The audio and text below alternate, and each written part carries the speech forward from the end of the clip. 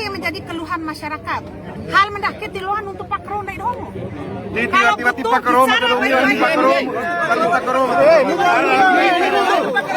Ini pupuk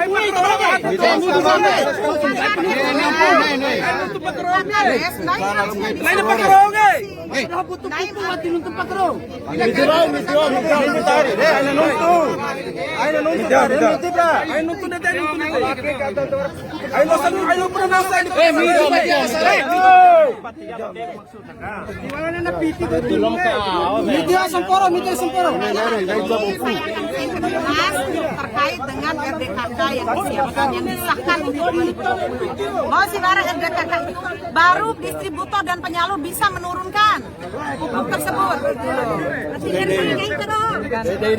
Ya, matrop paham tete. Kalau untuk penyerapan ini, masalahnya orang ini sudah terdeteksi sekali.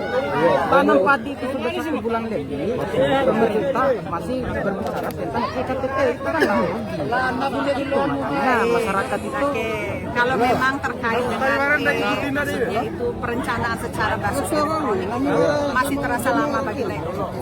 Saya akan perintahkan dinas agar sementara menggunakan dulu sistem yang manual.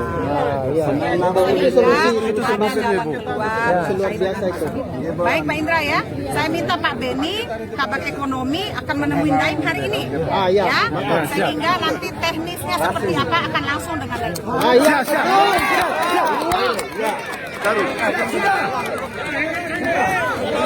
Mati loh, kaca di suara kuku.